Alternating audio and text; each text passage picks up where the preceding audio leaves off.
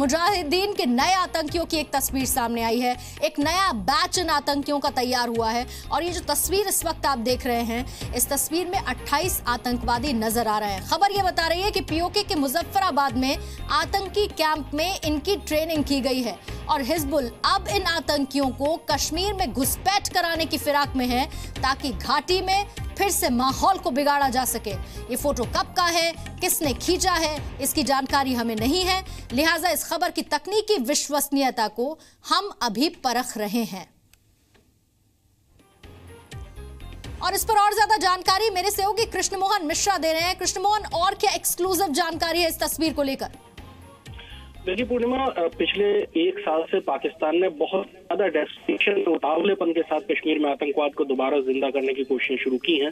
चाहे पत्थरबाजों को भड़काना हो, व्हाट्सएप ग्रुप्स के जरिए उनको उकसाना हो, आतंकवादियों को भेजना हो। इस बीच भारतीय सेना की कार्रवाइयां भी काफी आक्रामक हुई हैं और उसका नतीजा हमने पिछले हफ्ते देखा कि जबकि एक हफ्ते के अंदर तकरीबन 11 आतंकवादियों को भारतीय सेना ने कार्रवाई करते हुए ढेर कर दिया। अब पाकिस्तान को कश्मीर में आतंकवाद को भड़काए रखने के लिए नए आतंकवादियों की फौज भेजना बहुत जरूरी है। पिछले एक साल में लगातार खबरें आ रही थी और पिछले 4 महीने में सबसे ज्यादा कि लोकल लेवल पे रिक्रूटमेंट बहुत ज्यादा किया गया है और 1 दर्जन से ज्यादा लोकल लड़के पिछले 2 महीने में ही उन्होंने आतंकवादी गिरोह को ज्वाइन किया है। इस समय अगर एक जो सोर्सेज के हिसाब से एक जो आंकड़ा है वो ये है कि साउथ कश्मीर में लगभग 115 आतंकवादी सक्रिय हैं, जिनमें की तकरीबन 100 स्थानीय हैं। वहीं उत्तर कश्मीर में जो आतंकवादी सक्रिय हैं उनमें से ज्यादा संख्या विदेशी आतंकवादियों की है। 145 के करीब आतंकवादी इस समय नॉर्थ कश्मीर में हैं, जिनमें 120 फॉरेनर हैं, विदेशी हैं और 25 लोकल हैं।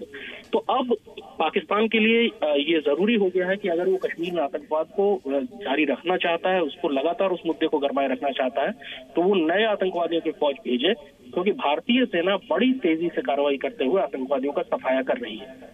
बिल्कुल, और एक तरीके से 28 ये जो तस्वीर में लोग नजर आ रहे हैं, आतंकवादी नजर आ रहे हैं, ये भी मरने के लिए तैयार ही हैं कृष्णमोहन। लेकिन क्या आपको लगता है, और जो डिटेल्स बता रही हैं कि सिर्फ इतने ही 28 लोग ही हैं जिनकी ट्रेनिंग अभी मुजफ्फराबाद में हुई है, या फिर इनकी संख्या और ज्यादा हो सकती है?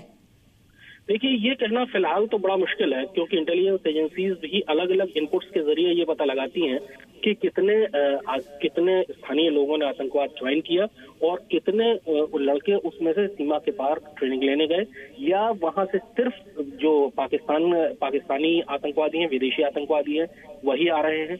क्या एचएम के लड़के जिन्होंने अभी अभी हथियार उठाए, जो अभी अभी आतंकवादी गिरोह में शामिल हुए हैं, क्या वो ट्रेनिंग लेने के लिए जा पाए हैं, या उनको यहाँ ही अंदर ट्रेनिंग दी जा रही है? अलग अलग इनपुट्स इंटेलिजेंस एजेंसियां इकट्ठा करती रहती हैं और इन सबको जब एक साथ लगाया जाता है तब एक बड़ी पिक्चर निकलकर सामने आती है।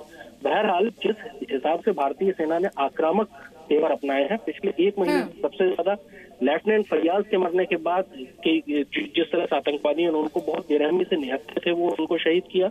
उसके बाद सेना अब कोई भी कोर कसर नहीं छोड़ रही है आतंकवादियों को खत्म करने के लिए।